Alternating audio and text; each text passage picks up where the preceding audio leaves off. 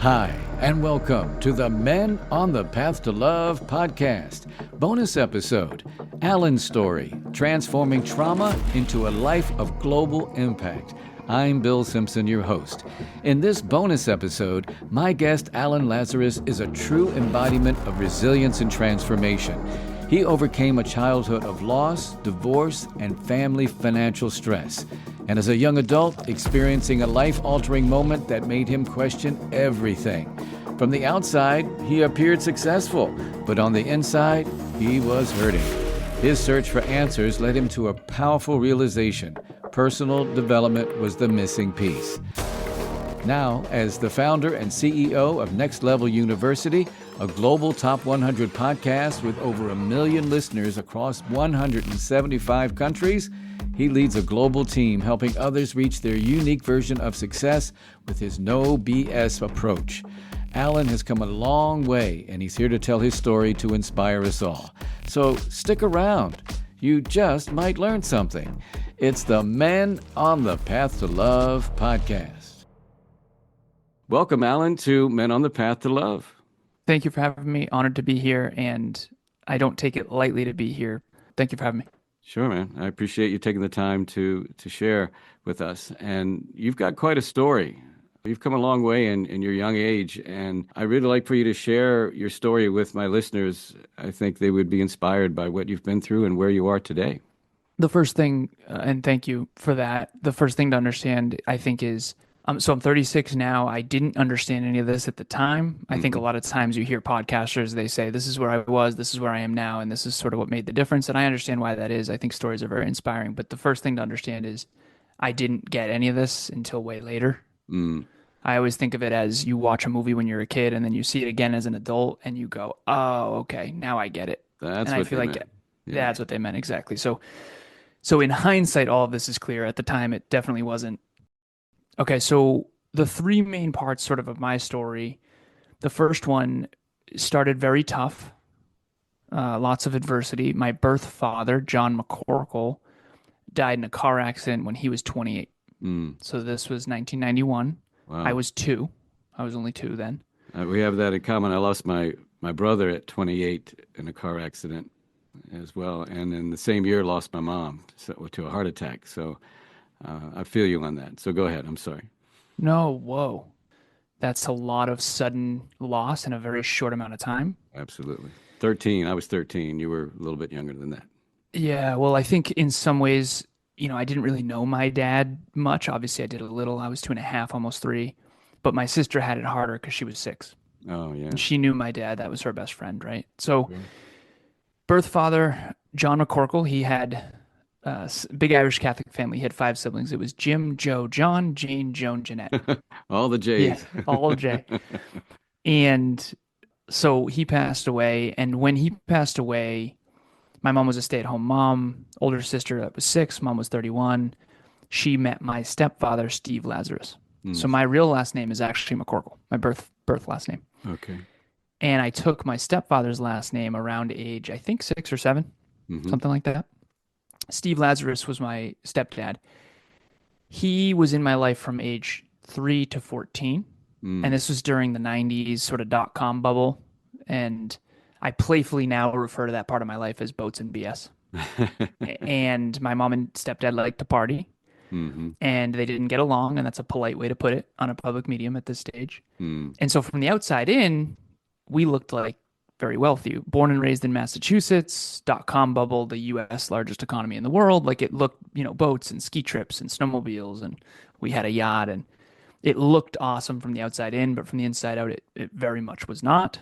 And that's probably where I'll leave it. Well, I get it. I mean, and so many people see that and think that, oh, they've got, living the life, and they have no idea what's going on behind the scenes. 100%. And everything looks, not everything, but most things look very different from the inside out than from the outside in. Sure. And I think that's one of the timeless lessons that you just learn over time. But anyways, so stepfather leaves at 14. And we go from boats and ski trips to I get free lunch at school now because our income is so low. Big change. And I look, right. And so I look into the future and I think, okay, and this isn't conscious. This is subconscious or unconscious. But I look into the future. Okay, no dad, no generational wealth, no trust fund. We are in some trouble here, Hmm. and I'm kind of the man of the house. So, 14 was the hardest year of my life, and I did not really get this at the time. Three main things happened when I was 14. Stepfather leaves, takes 95% of the income with him. Him and his entire extended family, he takes them with him. I to this day have never seen or spoken to a single person from my stepfather's side. Wow. Wow. Grandma Joan, Grandpa Joe, all of them gone. Haven't Mm. seen or spoken to a single one. Stepdad, I have talked to a little bit on Facebook Messenger, but I've never seen him in person. Talked to him a little in my 20s, a little in my early 30s. Same year, sister moves out with her older boyfriend, understandable. Same year, my mom gets in a fight with my aunt Sandy, her sister, and she ostracizes us from that side of the family.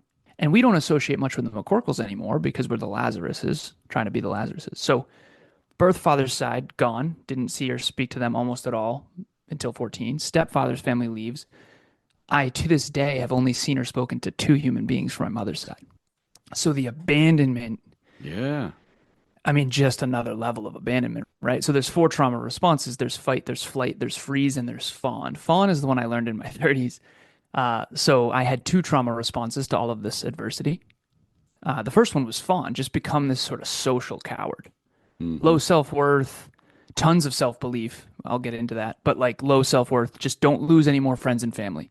Be a chameleon, fit in, do whatever you have to do to not lose love. Not to be abandoned. Yeah. Exactly. Yeah. And when I lost And my mom in that same, I was 13, and then she actually left when I was 8 and then died at 13. I didn't see her in between those times. So I suffered through that abandonment issue as well. my goodness. Yeah. And you don't know that that's happening at the Right. time. Maybe Right. you did. I didn't, I right? didn't I know didn't. Yeah, this is only because in hindsight. we're Yeah. resilient as a kid. We're not aware, right? Yeah. Well, you're just trying to survive. You're just trying to figure it out. I mean, Exactly. you think your problems are real problems, and then you have trauma and you don't even know it and all this stuff. So hopefully as adults, we all learn how to heal. Obviously, that's why your podcast is so important, because coming back to love, particularly for men who don't maybe do the inner work as much in culture.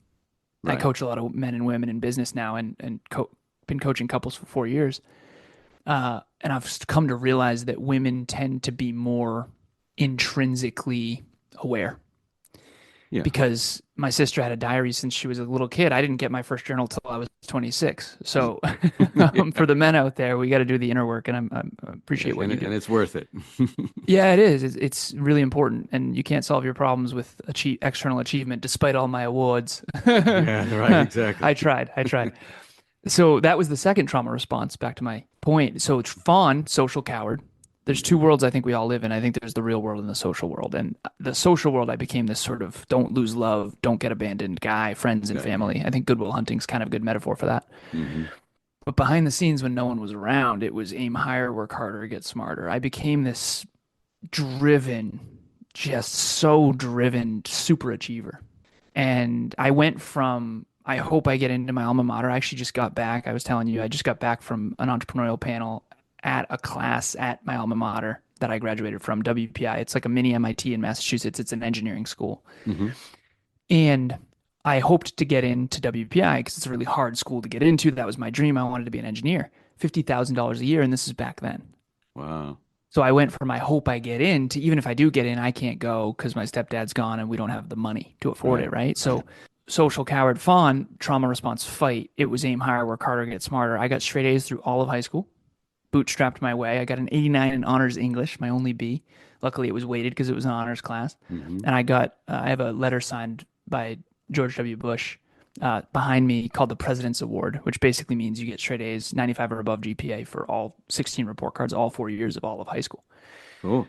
And I was the obnoxious kid at the award ceremony that just kept going up for all the awards and didn't have Oh, to here sit he down comes type of again. thing. Yeah, yeah, exactly. Yeah, people love that guy, right?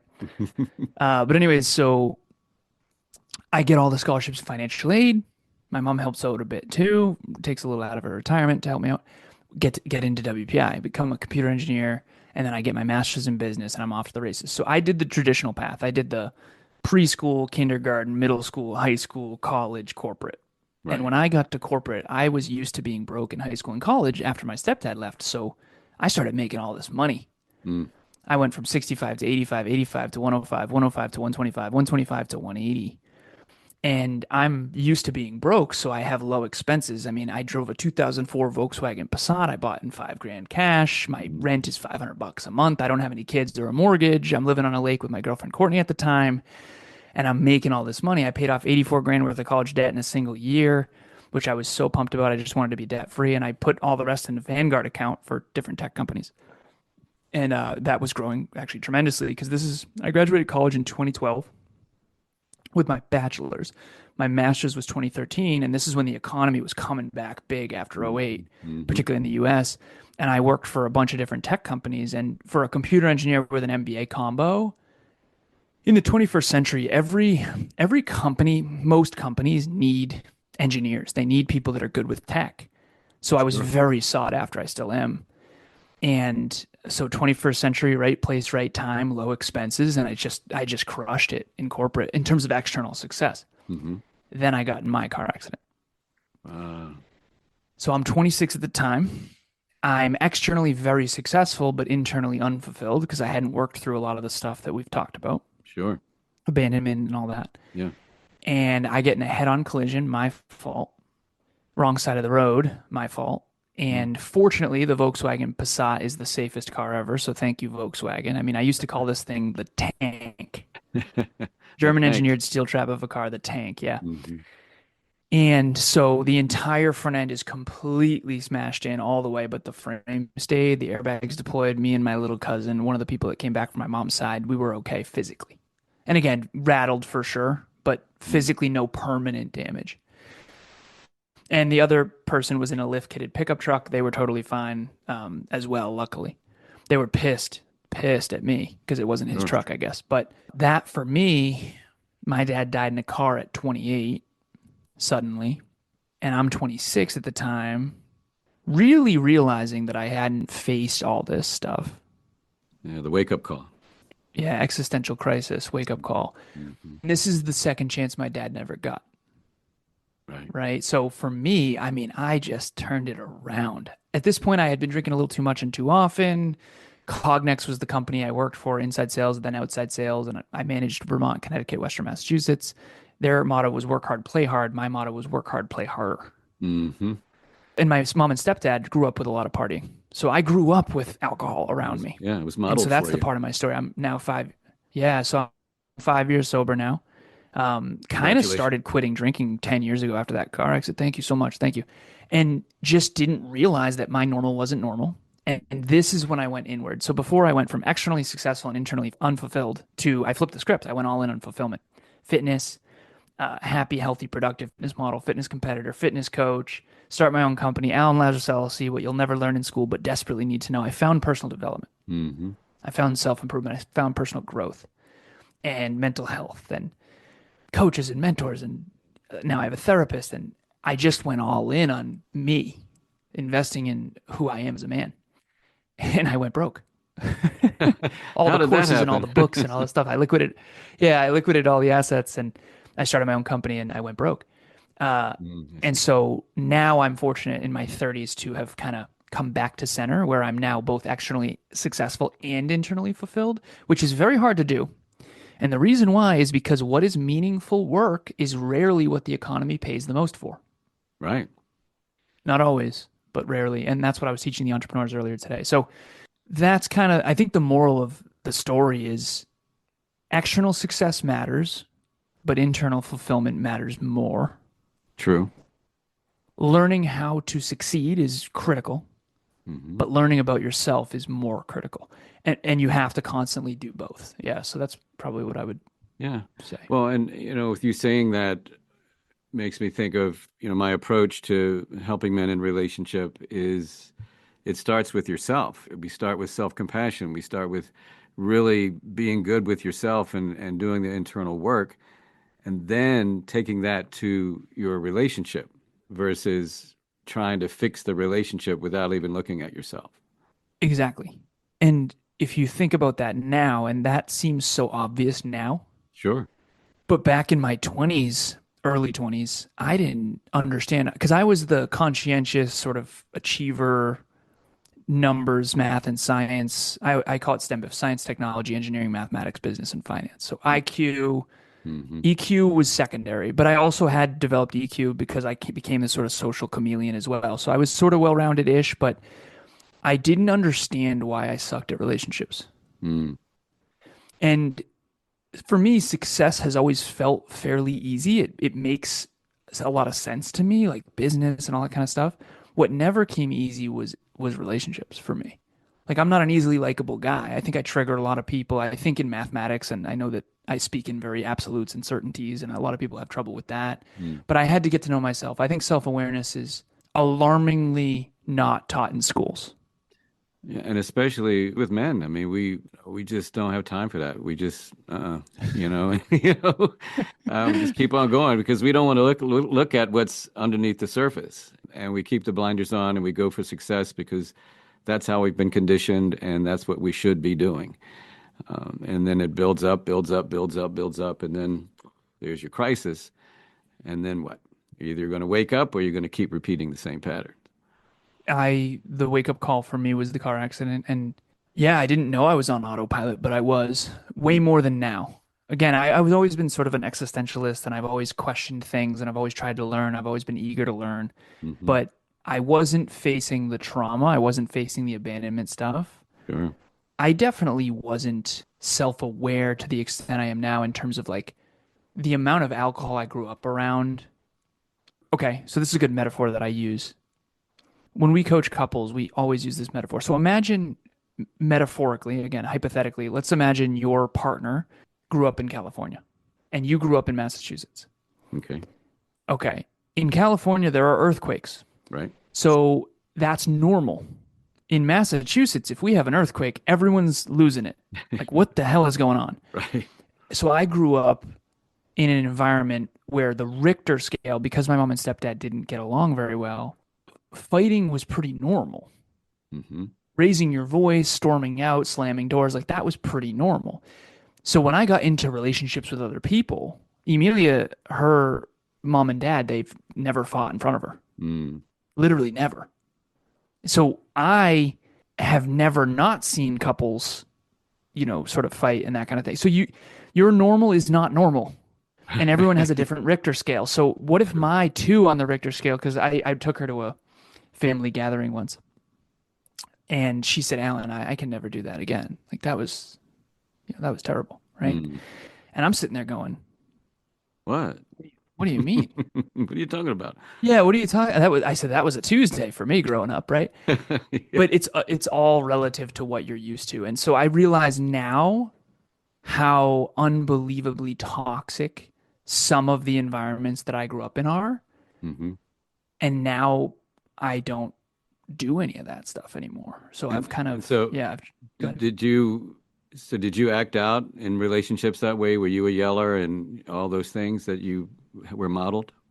I would say there were times when if I had been drinking too much or something, I think that I'll give you one story. There was one time where I punched a hole in my ex-girlfriend's door. Mm. I was so angry and I punched a hole in the door and then I bought her a new door the next day. But that was a moment of, okay, so that might have been really terrifying for her. Where Sure. I grew up, that's not even on the That was Richter scale, right? But right.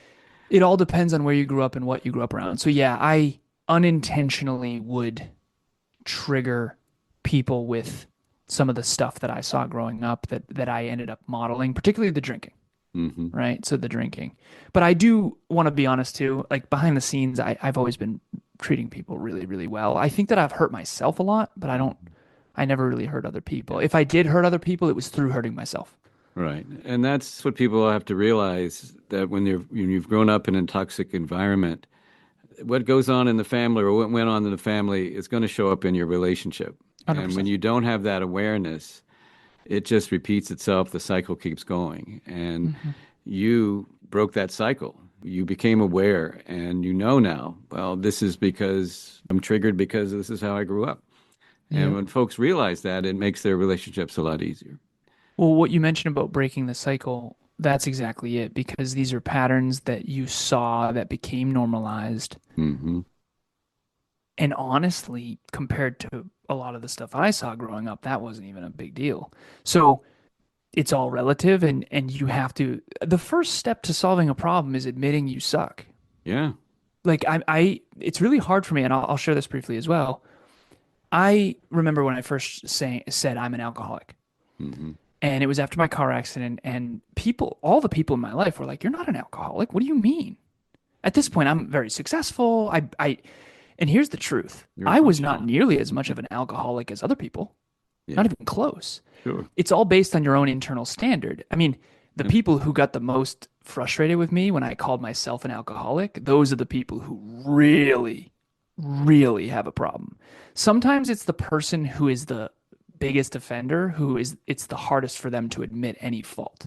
You ever Right. meet anyone who can't admit any fault with themselves? Yeah, it's the ego, man. The ego doesn't want to, it's too fragile. It can't handle it. Yeah, the psychological immune system of just don't look at any self feedback. Yeah, For me, I think that all the gold is buried where you suck the most. But absolutely. I also know that that's because I have high self efficacy and I've studied the psychology of this.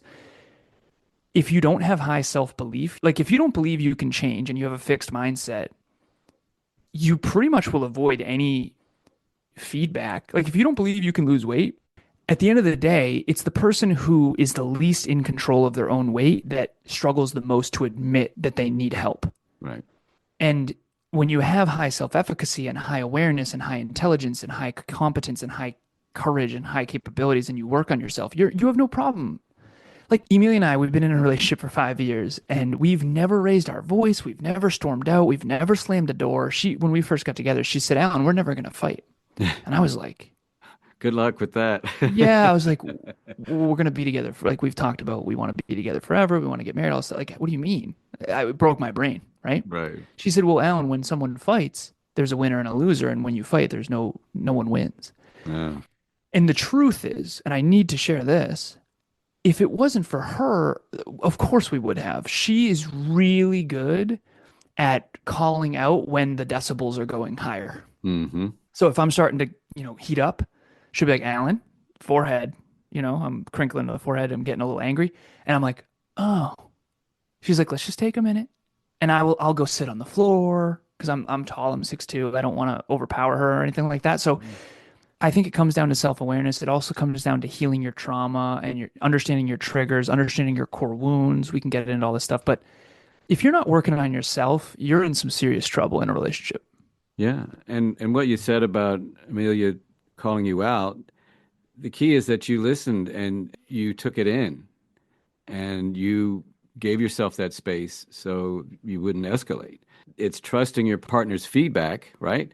So that you listen because you want them to feel safe. You want them to feel loved. And when you just go off the handle and yell and scream and all that, and you're just causing so much damage, especially if it's on a repeated basis. Yeah, the amount of damage. I mean, this is the base problem in my opinion about why life is so difficult. And I'm not the fluffy, feel good personal development guy who like thinks it's all going to work out. I'm if anything, I'm the opposite. I think that life is atrociously difficult, Mm-hmm. especially in business. Like if you want to start a company, you are in some serious trouble. And the moment you think you're not, you're in even more trouble. So like humility is the most important character trait of all time Yeah. in real life.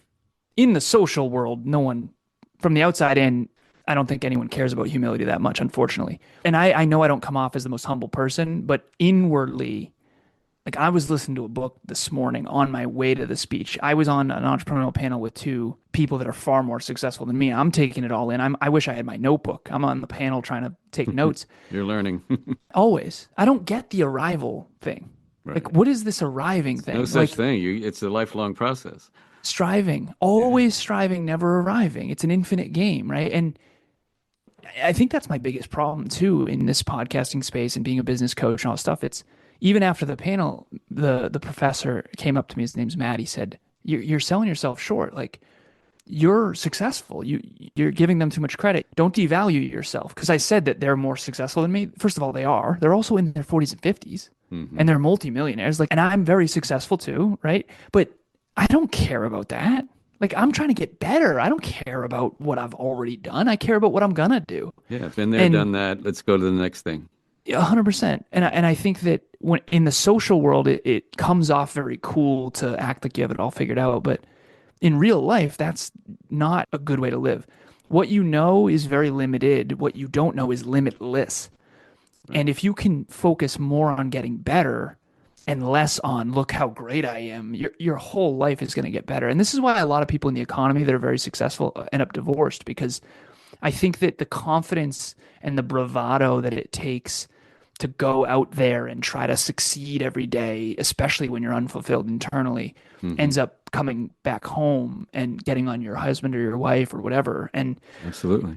I'm trying really hard. And I told Emilia this, I tell her this all the time. I said, I do not want to be at the top of this mountain, not in love. Yeah. Good thing, man. And When you mentioned about getting better and getting better, I remember on my personal growth journey where I was all about being a better person. I'm going to be a better person and I'm working hard. I'm doing all this. And I found myself in judgment of others because it wasn't that I was becoming a better person. I was being better than you. I'm better than you because I'm doing this work and yeah. you're not. So therefore I'm better. And I didn't, it was like one of those light bulb moments where I went, this epiphany, like, oh, I'm still in all this judgment because they're not doing it and I am. So I'm better than you. No, that's not being a better person. Yeah. There's no nobility in being better than other people. There is a lot of nobility in being better than you used to be. And ultimately, I think Absolutely. that's why it's important to remember where you came from, because even now, you asking me about did you ever yell and all that, it's hard for me to look at some of that. Sure it is. Yeah, holy crap, I Talk did. I about haven't shame, yelled, right? I haven't yelled or slammed a door, not once. My relationship with Emilia, Hmm. not a single time have I raised my voice beyond a certain decibel. That's Seriously. awesome. We That's like she awesome. would tell you, not me. You gotta hear from her, not me, because everyone will think I'm full of I it. believe you, man. Yeah, yeah, yeah. But like never once. Yeah. But thinking back to my early 20s, yeah, for sure. Of course. Right. And I can't even believe that that was normal at any point in my life. So, Alan, you've come a long way, and my hat goes off to you at your age. I mean, I started my personal growth journey probably in my early 30s, so I was just getting started where you are, and I really appreciate the work that you're doing. Tell us a little bit about your Next Level University and what that's all about. thank you. And I appreciate it. And anyone out there watching or listening, at the end of the day, the world is not as into personal growth as you hope. I 5%, I think, maybe. Yeah, it's an alarmingly small amount Yeah, of something like people. And I was just out in the world today. I usually work from home, so I'm in my little echo chamber of personal growth. that. Hmm. Emilia and I, we have books all over, and all this stuff. I got an Aristotle quote over here. So it is unfortunate that most people do not do the inner work, right? Especially men. They tend to not have. I'm proud to be in the small percentage of men with a therapist. Yes. So thank you for having me. I appreciate it. It's really important. It's really important. But again, I didn't have a therapist for 30 years, right? So I'm not judging. I'm just saying. Exactly. I got you. Next Level University is a place where you go to learn how to reach your potential. Nice.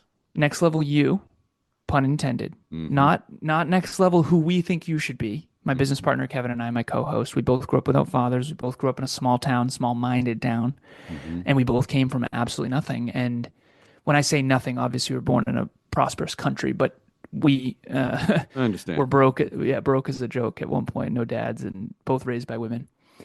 He was raised by his mom and his Mima, and I was raised by my sister and my mom. Hmm. And we both kind of became the male role models that we never had. And I think unconsciously that was probably what was driving the whole time. And now we have 2,039 episodes as of today. The only reason I know that Wow. is I was reviewing it on the way to the panel earlier. And we have a website called nextleveluniverse.com, spelled just like it sounds. The podcast is Next Level University. Gotcha. And if you are humble and eager to learn and you want to earn, keyword earn, your way to external success and internal fulfillment, you're going to love NLU, you're going to love Kev, you're going to love me, you're going to love it. If on any level you are entitled and want big rewards for minimal effort, you will not like me whatsoever. Good luck. Yeah. Yeah, Good luck with seriously. that, right? Yeah. Well, I'm going to make sure I have all that contact information and links to your podcast and all that you're doing. Alan, thanks so much, man. I mean, I feel like we could sit here and talk for hours, and I really appreciate what you're doing. Before we wrap up, any last minute words you want to say to our listeners? Yeah, I think all progress starts with personal responsibility. I think it's really easy to point outward and yeah, I think at times everyone's guilty of that. Sure. The quote that I wrote down recently, I'm closing my eyes to try to remember it, is when you take responsibility, you take back your ability to respond. I love that. It wasn't my fault my dad died. It wasn't my fault No, my stepdad left, but it no. is my responsibility to become a great man and to make a life out of that. Yeah, and that's the difference between being a leader as yourself versus the victim of life. Yeah, I met someone, last piece, I know we gotta go. I coached someone, I had the privilege, the honor of coaching someone who was born with no arms and no legs. Wow. Okay, her name was Pauline. Wow. And I coached her for a month and a half. And she swims. Mm, She has her car set up to where she can drive. I mean, she has every reason to make excuses. yeah. And she doesn't make any excuses. She can swim. Like, Love it. I know people that don't have half the adversity that she has that are making excuses. So to me, it's the most inspiring thing in the world. And if you're out there and you have the fortitude inside you to say, you know what, I'm going to take responsibility for my life and for my choices, and I'm going to control the controllables. I'm going to control what I can control, which is what I say, think, do, feel, and believe. That's what I would end with is, yeah, stop pointing outward. It's not everyone else's fault. Like, look in the fucking mirror. And that's where all the change is made, is when you look in the mirror and go, you know what, maybe I do drink too much. There we go. You know what, maybe I have raised my voice. You know what, maybe my childhood was atrocious. You know what, maybe I need to work on me. That's Yeah. the best place to be right there. And that takes a lot of courage and strength, and where we perceive, especially as men, we perceive it as weakness. And man, when you take the courage to really work on yourself, just life's right there for you, man. It's a beautiful thing. So, all right, Alan, I wish you continued success with all you're doing. You're an inspiration to me, and hopefully to our listeners today. I wish you the best, man. Thank you. And thank you for doing what you're doing in the world. It's very clear that this is the stuff that I would have needed when I was younger. Well, thanks so much, man. Thank you. And that will do it for this bonus episode of the Men on the Path to Love podcast, Alan's story, transforming trauma into a life of global impact. I'm Bill Simpson, your host. Thank you for listening. And thanks again to my guest, Alan Lazaros, for sharing his amazing story. You can find Alan's contact information in the show notes. And if you have any questions or topics, ideas for the show, anything going on in your relationship you need help with, I'd love to hear from you. You can reach me through the show notes or just go to my website, menonthepathtolove.com. That's where you can sign up for a free 1-hour coaching session with me. It's simple. Just go to menonthepathtolove.com. You can do it right there on the home page. And remember, until next time, keep your heart open and stay on the path to love.